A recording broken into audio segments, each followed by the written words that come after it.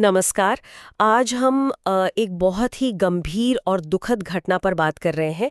12 जून 2025 अहमदाबाद विमान त्रासदी। हाँ, एयर इंडिया की वो उड़ान VT-ANB बोइंग 787-8 ड्रीमलाइनर। जो लंदन के लिए उड़ी थी। और देखिए, सिर्फ 36 सेकंड बाद ही अहमदाबाद में एक मेडिकल कॉलेज हॉस्पिटल पर गिर गई। पायलटों के आखिरी शब्द रिकॉर्ड हुए थे, मे डे। ये हादसा मतलब भारतीय एविएशन के इतिहास का शायद सबसे काला दिन है। और ये बोइंग 787 ड्रीमलाइनर से जुड़ा दुनिया का पहला घातक हादसा भी। बिल्कुल, ये सिर्फ आंकड़े नहीं है, इसके पीछे इंसानी कहानियां हैं, तकनीकी पहलू हैं, बहुत कुछ है। सही बात है। हमारे पास जो जानकारी है, चलिए उसके आधार पर इसे समझने की कोशिश करते हैं कि असल में हुआ क्या था, इसका असर कितना गहरा है और अब क्या कदम उठाए जा रहे हैं। जरूर। तो सबसे पहले बात करते हैं कि यह हादसा कितना बड़ा था, इसका स्केल क्या था। देखिए, विमान में कुल 242 लोग सवार थे। इसमें 230 यात्री और 12 क्रू मेंबर थे। और जो बात सबसे ज्यादा चौंकाती है वो ये कि सिर्फ एक यात्री सीट A11 पर जो थे, बस वही बच पाए। हाँ, ये अपने आप में एक तरह का, खैर इसे चमत्कार कहें या कुछ और, लेकिन तबाही सिर्फ विमान तक सीमित नहीं थी। नहीं, बिल्कुल नहीं। जमीन पर भी इसने बहुत कहर बरपाया। करीब 39 लोगों की जानें गईं और 60 से ज्यादा लोग घायल हुए। मतलब कुल मिलाकर 280 से भी ज्यादा मौतें।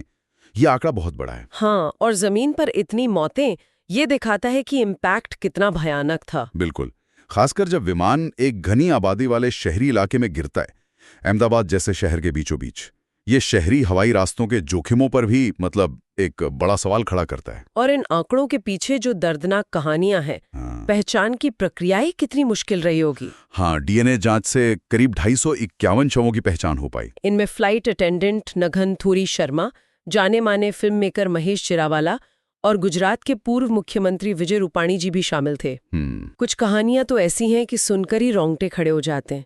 जैसे वो 21 साल की लॉ स्टूडेंट थी दीपंशी भदौरिया, अपने पति से मिलने लंदन जा रही थीं। बहुत दुखद। या फिर वो गर्भवती महिला जिनका पूरा का पूरा परिवार इसी हादसे में खत्म हो गया। ये सिर्फ नाम नहीं है, ये वो जिंदगियां हैं जो अधूरी रह गईं। बिल्कुल। और देखिए, ऐसी त्रासदियों में DNA पहचान की प्रक्रिया अपने आप में बहुत जटिल और भावनात्मक रूप से भारी होती है। हाँ, खासकर जब शवों की हालत पहचान को मुश्किल बना देती है। ये परिवारों के लिए बहुत दर्दनाक है, लेकिन अपनों का अंतिम संस्कार करने के लिए ये एक जरूरी कदम भी है। उन्हें कम से कम एक तरह की क्लोजर तो मिलती है। इस सब के बाद जाहिर है सबसे बड़ा सवाल यही है कि आखिर ये हुआ कैसे, जांच कहां तक पहुंची है। हाँ, ये सबसे अहम सवाल है। देखिए, हादसे की जगह से जो मलबा है उसे इकट्ठा करके गुजसैल परिसर ले जाया गया है। गुजसैल यानी Gujarat state aviation infrastructure company limited ji. और वहां एयरक्राफ्ट एक्सीडेंट इन्वेस्टिगेशन ब्यूरो यानी ICAIB इसकी जांच कर रही है। ये भारत की मुख्य एजेंसी है विमान हादसों की जांच के लिए। और रेगुलेटर की तरफ से क्या हुआ, DGCA ने कुछ किया? हाँ बिल्कुल, नागरिक उड्डयन महानिदेशालय DGCA ने फौरन एक्शन लिया। भारत में जितने भी बोइंग 787-8 और 787-9 विमान ऑपरेट कर रहे हैं, उन सब की गहन जांच के आदेश दिए गए हैं। तो जांच का मुख्य फोकस क्या है? मतलब क्या पता लगाने की कोशिश हो रही है, तकनीकी खराबी या कुछ और? देखिए, जांच कई एंगल से होती है ऐसे मामलों में। क्या ये विमान के डिजाइन में कोई दिक्कत थी, या कोई तकनीकी खराबी, कोई सिस्टम फेलियर? ड्रीमलाइनर तो अपनी एडवांस टेक्नोलॉजी के लिए जाना जाता है। बिल्कुल। तो क्या उन सिस्टम्स में कोई ऐसी कमी थी जो पहले पता नहीं चली, या फिर रख रखाव मतलब मेंटेनेंस में कोई चूक हुई, या फिर कोई बाहरी कारण था जैसे मौसम या कोई और चीज? अच्छा। एयर इंडिया, बोइंग, इंजन बनाने वाली कंपनी GE एविएशन और सरकारी एजेंसियां, ये सभी मिलकर सच का पता लगाने में जुटे हैं।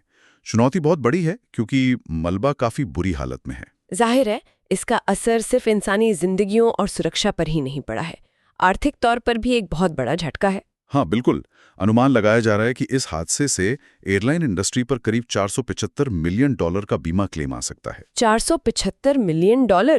ये तो करीब 4000 करोड़ रुपए हुए। जी, ये बहुत बड़ी रकम है।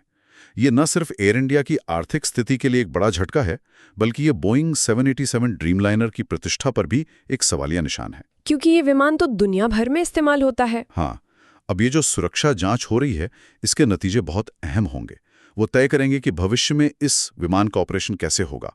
एयरलाइंस और यात्री दोनों के मन में चिंता तो बढ़ी गई है। एयर इंडिया ने भी कुछ बदलाव किए हैं अपने ऑपरेशंस में। हाँ, उन्होंने कुछ अंतर्राष्ट्रीय रूट्स को अस्थायी रूप से बंद किया है और अपने कुल रूट्स में करीब 5% की कमी भी की है। अच्छा। ये एक तरह की सामान्य प्रक्रिया है। जब तक जांच पूरी नहीं हो जाती और सुरक्षा को लेकर पूरी तरह से इत्मीनान नहीं हो जाता, तब तक एयरलाइंस अक्सर ऐसे कदम उठाती हैं एहतियात के तौर पर। तो कुल मिलाकर हमने देखा कि अहमदाबाद विमान हादसा सिर्फ आंकड़ों का एक भयानक खेल नहीं है, ये अनगिनत परिवारों के लिए एक ऐसा जख्म है जो शायद कभी नहीं भरेगा। सही कहा, ये भारत का सबसे बड़ा विमान हादसा बन गया और एक ऐसे विमान का पहला घातक क्रैश जिसे बहुत आधुनिक और सुरक्षित माना जाता था, ड्रीमलाइनर। जांच अभी चल रही है। हाँ, और इसके जो भी निष्कर्ष निकलेंगे वो भविष्य में हवाई सफर को और सुरक्षित बनाने के लिए बेहद बेहद अहम होंगे। मकसद सिर्फ ये पता लगाना नहीं है कि गलती किसकी थी, बल्कि ये सुनिश्चित करना है कि ऐसा हादसा दोबारा कभी ना हो। हर हादसे से सबक लेना बहुत जरूरी। आखिर में बस एक सवाल मन में रह जाता है, जब ये जांच पूरी होगी, कारण सामने आएंगे, तो क्या वो जवाब उस अकेले बचे यात्री के सवालों का जवाब दे पाएंगे, या उन अनगिनत परिवारों के मन में उठते सवालों का जो शायद हमेशा उनके साथ रहेंगे? ये सोचने वाली बात है।